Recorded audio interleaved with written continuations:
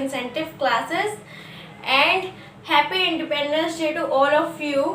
Okay guys, आज हम लोग हिस्ट्री में पढ़ रहे थे, तो हिस्ट्री का ही हम लोगों का टॉपिक चल रहा था, जिसमें अब हम लोगों का नया टॉपिक आएगा कुषाण वंश। ओके गाइस, इससे पहले का जो टॉपिक था वो था शक या शिथियन वंश के बारे में, और अब है कुषाण वंश के बारे में गाइस।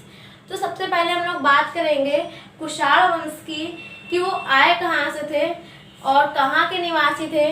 तो गाइस, जो ये कुषाण वंश है ये चीन के निवासी हैं। ओके गाइस, ये चीन के निवासी होते हैं, चीन से आए होते हैं और वहाँ पर ये हुणों से पराजित होकर भारत की तरफ बढ़ते हैं। ओके गाइस, तो ये चीन के निवासी होते हैं और हुणों से पराजित होकर भारत की ओर जब आते हैं तो गाइस इनका जो सबसे पहला शासक होता है जिसका नाम हम लोगों को मिलता है उसका नाम होता है कैजुल कैटफिशर्स। ओके गाइस, इनका जो नाम होता है पहला या प्रथम शासक जो मिलता है उसका नाम होता है कैजुल कैटफिशर्स, और ये एक महान शासक होता है, ये बौद्ध अनुयायी भी होता है।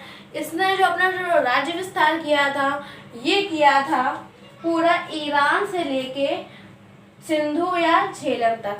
भारत में इन्होंने या कैजुल कैटफिशर्स ने जो विस्तार किया था भारत में, क्या मतलब कि जब ये चीन की तरफ से आए थे तो राज्य जीतते हुए आए थे, कई जगह जीतते हुए आए थे, तो इन्होंने ईरान पे कब्जा कर लिया था और सिंधु और झेलम तक पहुंच गए थे। ये कैजुल कैटफिशर्स के बारे में केवल इतना पता चलता है कि एक बौद्ध अनुयायी था, अपने नाम के इसने सोने के सिक्के चलवाए थे।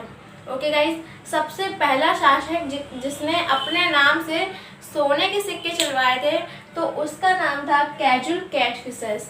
इसके बाद जो इसका उत्तराधिकारी होता है उसका नाम होता है विम कैटफिशर्स, जिसको और किस नाम से जानते हैं, जैसा कि हमेशा होता आता है कि उसका पुत्र होता है जो उत्तराधिकारी होता है उसको द्वितीय नाम से जानते हैं, तो ये हो जाता है कैटफिशर्स द्वितीय या फिर विम कैटफिशर्स जो इसका नाम होता है।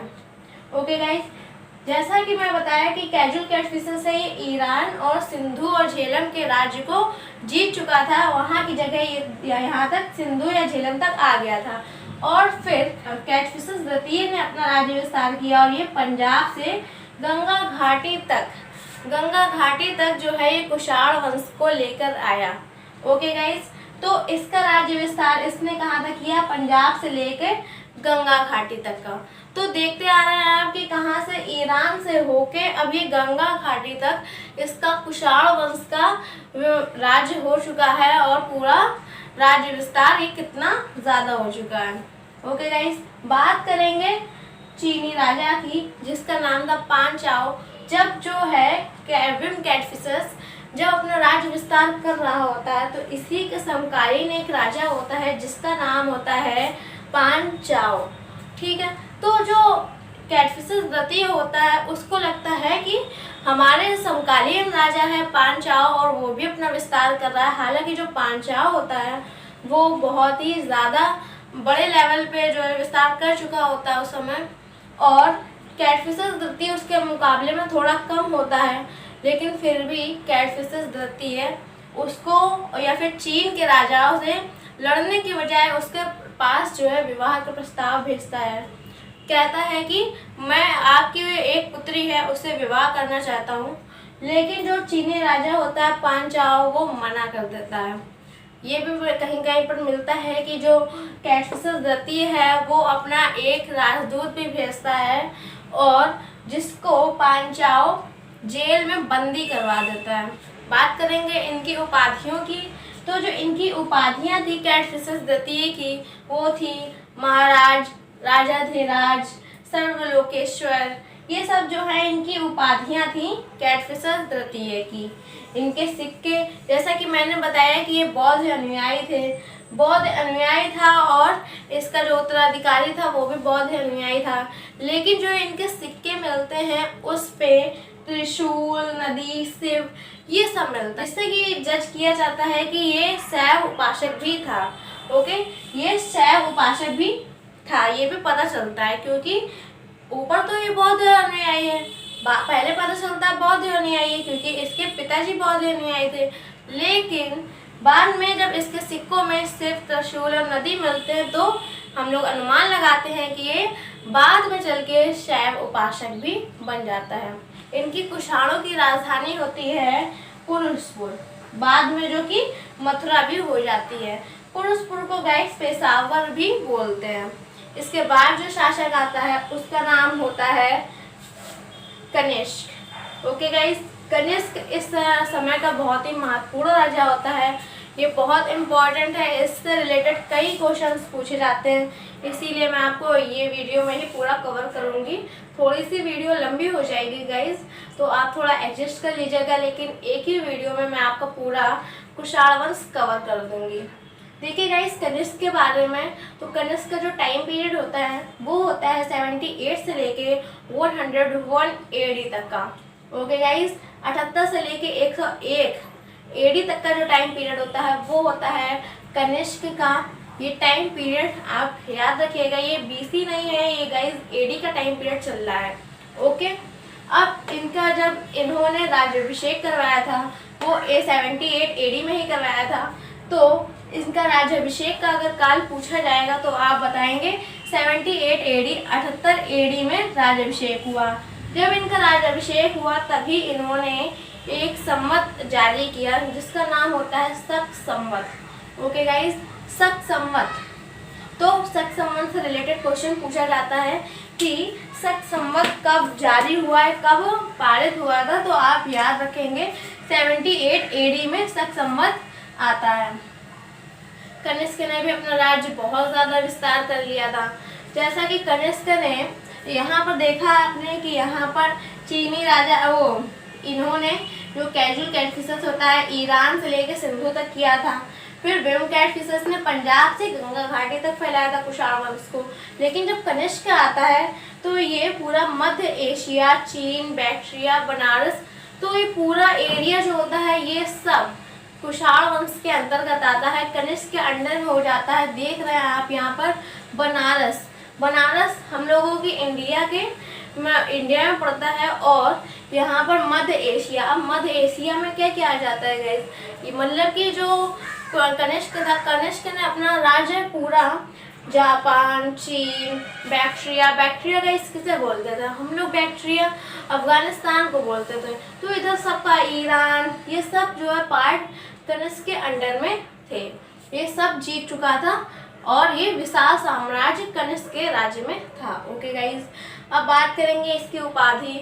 तो इसकी बहुत ही महत्वपूर्ण उपाधि है जिससे क्वेश्चन पुटअप होता है, देवपुत्र शाही शाहनुशाही। ओके गाइस, थोड़ा बहुत ज़्यादा लंबा नाम है लेकिन आपको याद रखना पड़ेगा। ओके गाइस, देवपुत्र शाही शाहनुशाही, ये उपाधि थी कनिष्क की।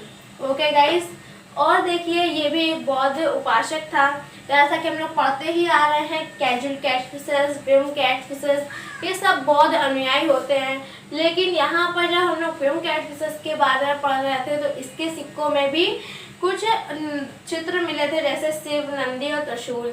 ठीक है, शिव, नदी और नंदी है गाइस, यहाँ पर शिव, नंदी और त्रिशूल।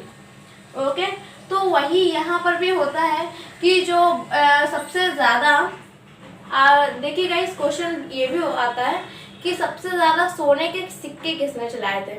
तो जो सबसे ज़्यादा सोने के सिक्के चलाए थे वो थे कैजुल कैटफिशेस ने। ओके, अपने नाम से सोने के सिक्के कैटफिशेस ने चलाए थे। फिर यहाँ पर बौद्ध अनुयायी था, लेकिन इसके सिक्कों में जो कनिष्क ने जो सिक्के चलवाए थे उसमें कुछ चित्र या कुछ नाम मिलते हैं, जैसे कि हेलियोस, मेलियोस, अपसो, वुडो, आत्सो, आइसो। ठीक है, तो ये नाम मिलते हैं, लेकिन ये नाम है क्या, हम लोग कैसे समझेंगे गाइस। जो ये सब नाम मिलते हैं ये उस समय भगवानों के नाम होते थे, जैसे कि हेलियोस है ये सूर्य, मेलियोस चंद्रमा, वुडो बोलते थे बुध को, और आइसो शिव को बोलते थे, आत्सो हम लोग अग्नि को बोलते थे। तो ये सब नाम जो मिलते हैं ये सब नाम हम लोगों को कनिष्क के द्वारा बनाए गए सिक्कों में मिलते हैं। जो ये सिक्के थे, जो सबसे ज़्यादा क्वेश्चन पूछे जाते हैं कि सबसे ज़्यादा सोने के किसने चलवाए थे सोने के सिक्के, तो आप बताते हैं कैजुल कैटफिशेस। लेकिन अगर क्वेश्चन ऐसे आता है कि शुद्ध सोने के सिक्के किसने चलवाए थे गाइस, तो वो हो जाता है कनिष्क। ओके, शुद्ध सोने के सिक्के किसने चलवाए थे, वो चलवाए थे कनिष्क ने। और ये मैंने आप ये नाम जो है ये आप याद रखिएगा, क्वेश्चन इससे भी पुटअप हो सकता है। ओके, तो ये नाम मिलते हैं कनिष्क के सिक्कों में। अब बात करेंगे पांचाओं की। वही पांचाओं की यहाँ पर भी बात हो रही है जो यहाँ विम कैटफिशर जिसके दरबार में शादी का प्रस्ताव रखता है, वही पांचाओं यहाँ कनिष्क के समकालीन भी होता है। और पहले पांचाओं कनिष्क पर हमला करता है जिसमें कनिष्क पराजित हो जाता है, लेकिन फिर कनिष्क अपनी सेना को और भी मजबूत करता है और फिर हमला करता है पांचाओं पे, और जिसमें कनिष्क विजयी हो जाता है। तो गाइस यहाँ पर पांचाओं का भी वर्णन मिलता है। चतुर्थ बौद्ध संगीति की बात करेंगे गाइस, तो जो चतुर्थ बौद्ध संगीति होती है वेरी मोस्ट इम्पॉर्टेंट क्वेश्चन है। अक्सर क्वेश्चन ये पूछा जाता है कि चतुर्थ बौद्ध संगीति किसके समकालीन है, किसके दरबार में हुई थी। तो गाइस ये चतुर्थ बौद्ध संगीति कनिष्क के द्वारा आयोजित की गई थी और इसका नाम है चतुर्थ बौद्ध संगीत समिति, जो कश्मीर में हुई थी। इसका जगह भी पूछा जाता है कि ये कहाँ पर हुई थी। देखिए बाकी जितनी भी बौद्ध संगीति हुई थी वो पाटलिपुत्र, राजगृह इन सब में हुई थी, लेकिन जो ये बौद्ध संगीति है ये बौद्ध संगीति कश्मीर में हुई थी। कश्मीर के कहाँ पर हुई थी, कुंडल वन में हुई थी। ओके, कश्मीर के कुंडल वन में ये बौद्ध संगीति हुई थी। इसमें कितने भिक्षु शामिल थे, 500 भिक्षु। ओके गाइस, इसमें 500 भिक्षु भी शामिल थे, बौद्ध भिक्षु। बात करेंगे अध्यक्षता की। बहुत ज़्यादा पूछा जाता है कि चतुर्थ बौद्ध संगीति में इसकी अध्यक्षता कौन कर रहा था। तो गाइस जो इसकी अध्यक्षता कर रहा था उनका नाम है वासुमित्र। वासुमित्र चतुर्थ बौद्ध संगीति में अध्यक्षता कर रहे थे। उपाध्यक्ष कौन थे ये भी पूछा जाता है। ठीक है, तो उपाध्यक्ष अश्वघोष थे। ये अश्वघोष वही अश्वघोष हैं जिन्होंने बौद्ध चरित की रचना की है। ओके गाइस, इन्होंने बौद्ध चरित की रचना की है और सूत्र अलंकार की भी रचना की है। बौद्ध चरित है उसी में बौद्ध के जीवन की कथाएं वर्णित है। ओके, बौद्ध के जीवन की कथाएं वर्णित है और बौद्ध चरित को बौद्ध धर्म का महाकाव्य भी बोलते हैं। ये आप याद रखिएगा, बहुत ज़्यादा इम्पोर्टेंट है, आता रहता है। तो जो उपाध्यक्ष है, उपाध्यक्ष अश्वघोष हैं। ये अश्वघोष ने 2 किताबें बनाई हैं, 2 किताबें रचित की हैं। वो है बौद्ध चरित और सूत्र अलंकार। जो बौद्ध चरित है उसमें बौद्ध के जीवन की कथाएं वर्णित हैं और बौद्ध चरित को ही बौद्ध धर्म का महाकाव्य भी बोलते हैं। ओके, ये यहाँ तक लाइन है। नेक्स्ट हम लोग बात करेंगे तीनों पिटकों पर टीकाओं की रचना की गई थी। इसी बौद्ध संगीति में जो बौद्ध धर्म के तीनों पिटक हैं उन्हीं के तीनों पिटकों की तीनों ही टीकाओं की रचना की गई थी। ओके गाइस, और उन टीकाओं को संकलित किया गया था महाविभास में। ओके, महाविभास से बहुत ज़्यादा क्वेश्चन इससे भी आता है। तो महाविभास जो है इसकी रचना किसने की थी, इसकी रचना की थी वासुमित्र ने गाइस। और ये एक पुस्तक है जिसको हम लोग बौद्धों का साइक्लोपीडिया भी बोलते हैं। ये जो महाविभास है इसे बौद्धों का साइक्लोपीडिया भी बोला जाता है। बहुत इम्पोर्टेंट क्वेश्चन है और बौद्ध दर्शन की एक ये महान पुस्तक है। ओके, बौद्ध दर्शन की एक महान पुस्तक है और बौद्ध धर्म का महाकोश भी इसी महाविभास को बोला जाता है। के बाद बात करेंगे जो चतुर्थ बौद्ध संगीति हुई थी उसी में ही बौद्ध धर्म को जो महाकोश को 2 पार्टों में डिवाइड कर दिया गया था। वो 2 पार्ट कौन से थे, हीनयान और महायान। गाइस हीनयान जो था वो तो पहले से ही था, जैसा कि इसमें क्या था, मूर्तियां नहीं बनती थी, पूजा नहीं होती थी, मूर्ति पूजा नहीं होती थी, बौद्ध को भगवान नहीं माना जाता था। ठीक है, तो ये जो है हीनयान के ही लक्षण थे जो पहले से ही थे। और महायान है ये बाद में बनता है। अपने नाम से भी राज्य बनवाए हैं, जैसे कश्मीर में बनवाया है कनिष्कपुर और तक्षशिला में बनवाया है सिरकप। ठीक है। तो ये बनवाया है इन्होंने, कनिष्क ने अपने नाम पर ही ये राज्य, जो ये छोटी छोटी जगह हैं, इन शहरों का इन्होंने निर्माण किया है। तो आप याद रखेंगे, जैसे तक्षशिला में कहाँ पर, सिरकप, और कश्मीर में कनिष्कपुर। किसने बसाया था? ये बसाया था कनिष्क ने। ओके गाइस, कला शैलियों का विकास की बात करेंगे तो इसी समय में 2 कला शैलियाँ आई थी जो बहुत ज़्यादा उभर कर सामने आई। तो वो थी पहली मथुरा कला शैली और दूसरी थी गंधार शैली। गाइस, मथुरा कला शैली और गंधार कला शैली क्या होता है? देखिए, जो गंधार कला शैली है इसमें बौद्ध की मूर्तियाँ काले रंग की होती हैं, काली मिट्टी से जो बनती हैं वो बौद्ध की जो है गंधार शैली में बनी हुई मूर्ति होती है। लेकिन वही अगर लाल बलुआ पत्थर की बनी होती है मूर्ति तो वो हो जाती है मथुरा कला शैली की। तो गाइस, आप अगर कहीं भी जाते हैं, मंदिरों में जाते हैं या फिर म्यूजियम्स में जाते हैं, तो बौद्ध की जो मूर्ति रखी होती है, तो अगर वो लाल कलर की है तो आप पहचान जाएंगे कि वो मथुरा है, मथुरा कला शैली में बनी है। और अगर काले में है तो गंधार कला शैली में। तो यही हो जाती है गंधार कला शैली और मथुरा कला शैली, जो किसके दरबार में या किसके शासनकाल में उभर कर सामने आई थी? तो वो कनिष्क के शासनकाल में ही उभर कर सामने है। हम गाइस चरक की बात करेंगे तो चरक एक बहुत ही प्रसिद्ध राजवैद्य होता है जो कि कनिष्क के शासनकाल में कनिष्क के राज्य दरबार में होता है। और कनिष्क के राज्य दरबार में जो चरक होता है तो उसी के द्वारा एक बहुत ही प्रसिद्ध पुस्तक बनाई जाती है गाइस, जिसका नाम होता है चरक संहिता। चरक संहिता को हम लोग किस नाम से जानते हैं? ये आयुर्वेदिक ग्रंथ है, ये बहुत ही बड़ा आयुर्वेदिक ग्रंथ भी है जो एक चरक संहिता के नाम से जाना जाता है। और ये चरक द्वारा ही बनाया गया था। और चरक किसके राज्य दरबार में था? तो कनिष्क के राज्य दरबार में था। नागार्जुन की बात करेंगे तो आपने गाइस नागार्जुन का नाम सुना होगा, बहुत ही फेमस हैं। इन्हें भारत का आइंस्टाइन भी बोला जाता है। और इसे ही इनकी तुलना किससे की जाती है? इनकी तुलना मार्टिन लूथर से की जाती है। ओके गाइस, जो नागार्जुन है, नागार्जुन को भारत का आइंस्टाइन भी बोलते हैं। क्यों बोलते हैं गाइस भारत का आइंस्टाइन? गाइस वो इसलिए बोलते हैं क्योंकि जो नागार्जुन द्वारा एक पुस्तक बनाई गई थी जो माध्यमिक सूत्र है। ओके, एक माध्यमिक सूत्र नाम की पुस्तक बनाई गई थी। ओके, उसमें सापेक्षता का सिद्धांत लिखा गया है। तो ये जो सापेक्षता का सिद्धांत है, ये सिद्धांत सबसे पहले नागार्जुन ने दिया था। ये हम लोग गाइस टाइम पीरियड की कब की बात कर रहे हैं? 101 78 से 101 AD की बात कर रहे हैं गाइस। सोचिए आप कितने पहले की बात है। और उस समय ही सापेक्षता का सिद्धांत आ चुका था भारत में। किसके द्वारा आया था गाइस? वो आया था नागार्जुन के द्वारा।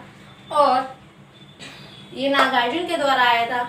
बाद में अब ये 1900 के टाइम पीरियड में ये आया था, जो किसने दिया था? आइंस्टाइन ने दिया था। इसलिए नागार्जुन को भारत का आइंस्टाइन भी बोला जाता है। लेकिन जो नागार्जुन है ये उस समय उभर कर नहीं सामने आए और नहीं इनको वर्ल्ड लेवल पे जाना गया। लेकिन अब जब हम लोगों के सामने आइंस्टाइन आते हैं तो हम लोगों को नागार्जुन का नाम भी याद आता है। ओके, तो भारत का आइंस्टाइन बोला जाता है नागार्जुन को। इनकी तुलना किससे की जाती है? वो तुलना की जाती है इनकी मार्टिन लूथर से। ओके, ये एक दार्शनिक थे और दार्शनिक के साथ ही साथ एक वैज्ञानिक भी थे, क्योंकि गाइस आपको बता रहे हैं हम कि इन्होंने ही सापेक्षता के सिद्धांत का वर्णन भी किया है। इनकी माध्यमिक सूत्र, जैसे रचना पूछा जाता है कि माध्यमिक सूत्र किसके द्वारा रचित है, तो आप बताएंगे नागार्जुन के द्वारा रचित है माध्यमिक सूत्र। ओके गाइस, तो आप नागार्जुन के बारे में इतना याद रखिएगा, ये सब इम्पोर्टेंट और ये पूछा जाता है। इसमें इस बोर्ड में जितना भी लिखा है ना कंटेंट, वो सब एग्जाम में डायरेक्ट क्वेश्चन पूछे जाते हैं। कुछ भी कहीं से भी पूछा जाएगा। बहुत सारा है बताने को, बहुत कुछ है बताने को, लेकिन मैं आपको वही बता रही हूँ जो डायरेक्ट वन लाइनर भी पूछा जा सकता है। थ्योरी में भी पूछा जाए तो आप उसको एक्सप्लेन कर सकते हैं गाइस। जैसे कुशाण वंश के बारे में आ जाए तो आप एक्सप्लेन कर सकते हैं। वन लाइनर तो मैं बता ही रही हूँ। ओके, तो आप इसको ध्यान से बस सुनते रहिए तो भी आपको बहुत ज़्यादा कुछ याद रहेगा। बात करेंगे हम लोग मंथर की। जैसे कि इनके जो पूरा राज्य था कनिष्क का, तो उनके राज्य में बहुत ज़्यादा ही विद्वान लोग भी रहते थे, बहुत ज़्यादा। जैसे कि आप देख रहे हैं चरक, नागार्जुन, मंथर, ये बहुत ज़्यादा जो है अच्छे अच्छे लोग जो बहुत ज़्यादा नॉलेजेबल थे, वो सब हम लोगों को कनिष्क के शासनकाल में मिलते हैं, कनिष्क के राज दरबार में मिलते हैं। क्योंकि जो कनिष्क था वो कला प्रेमी था। ओके, तो बहुत जो मंथर है, मंथर भी एक बुद्धिमान राजनीतिक होता है, जो कनिष्क का मंत्री भी होता है। ओके, क्या होता है? ये बुद्धिमान राजनीतिक होता है जिसका नाम होता है मंथर। सुनने में आया है कि जो बाद में कनिष्क की मृत्यु होती है उसमें भी मंथर का ही हाथ होता है, लेकिन इसके कुछ बिल्कुल पक्के पक्के सबूत हम लोगों को नहीं मिलते हैं, इसलिए मैं ये आपको बताऊंगी नहीं, लेकिन ऐसा मुझे भी सुनने में आया है। गाइस, मंथर की ही बात करेंगे तो मंथर जो है, मंथर बुद्धिमान राजनीतिक था और मंत्री भी था कनिष्क का। अब एक भी विद्रोह नहीं हुआ। ये कुषाण वंश के बारे में कुछ सीधे सीधे क्वेश्चन, जैसे कि अगर क्वेश्चन है कि किसके दरबार में एक भी विद्रोह नहीं हुआ, तो गाइस आप बताएंगे कनिष्क का जो टाइम पीरियड था, कनिष्क के शासनकाल में एक भी विद्रोह नहीं हुआ। सिल्क रोड पे कब्जा किया था, किसने किया था? कनिष्क ने किया था। सिल्क रोड जो है वो रोम से लेके चीन तक विस्तारित है। तो गाइस आप सोचिए कि कितना ज़्यादा जो है जगह ये इसके शासनकाल में होगी, कितनी ज़्यादा जगह कवर कर ली होगी इसने। तो कितने राज्यों में इन्होंने कब्जा कर लिया। तो ये सिल्क रोड पर भी किसका अधिकार था? वो था अधिकार कनिष्क का। और कनिष्क को हम लोग अशोक की भी, अशोक द्वितीय भी बोला जाता है। कहीं कहीं पर कनिष्क का नाम अशोक द्वितीय के नाम से भी उल्लेखित है। क्यों है अशोक द्वितीय के नाम से? क्योंकि गाइस जिस तरह से अशोक ने एक भी विद्रोह नहीं किया, उसी तरह से इन्होंने भी अपना पूरा राज्य विस्तार किया। बौद्ध धर्म का भी बहुत ज़्यादा प्रचार किया। बौद्ध धर्म को ये जो कनिष्क है यही, जैसे कि अशोक है, अशोक ने बौद्ध धर्म को कहाँ तक विस्तार किया था? वो किया था चीन से चीन तक, जैसे कि कश्मीर हो गया, चीन हो गया, ये आसपास के जो एरिया थे वहाँ पर, मतलब भारत के पड़ोसी जितने भी थे वहाँ तक तो अशोक लेके आया था। लेकिन जो कनिष्क का टाइम पीरियड था इसमें कनिष्क इसको जापान तक, ओके, जापान, रूस, यहाँ तक ले गया था। तो जो बौद्ध धर्म का प्रचार है वो अशोक की तरह ही कनिष्क ने भी काफ़ी किया। कनिष्क के बारे में हो गया, सिल्क रोड पर अधिकार किया था, ये भी हो गया। जो कनिष्क का उत्तराधिकारी था, जो कनिष्क के बाद शासनकाल जिसने संभाला, उसका नाम था होविस्क। होविस्क कनिष्क का उत्तराधिकारी था।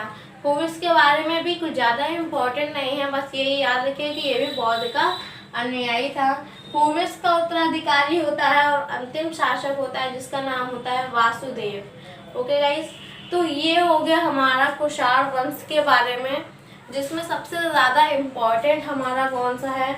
वो हो जाता है कनिष्क। ओके, कनिष्क का टाइम पीरियड, कनिष्क के दरबार में चरक आए थे। ओके, चरक, नागार्जुन और मंथर, ये इनके राज्य के लोग थे और इन्हीं के समय में बौद्ध संगीति भी आयोजित की गई थी। तो गाइस ये कुछ फैक्ट्स हैं जिन्हें आप याद रखेंगे। ओके, तो हमारा यहाँ पर ही कुषाण वंश खत्म होता है। नेक्स्ट हमारा टॉपिक जल्दी ही आएगा। ओके गाइस, तो अगर आपको वीडियो अच्छी लगी हो तो गाइस इसे लाइक करिएगा, सब्सक्राइब करिएगा और शेयर भी करिएगा। Okay, thanks for watching.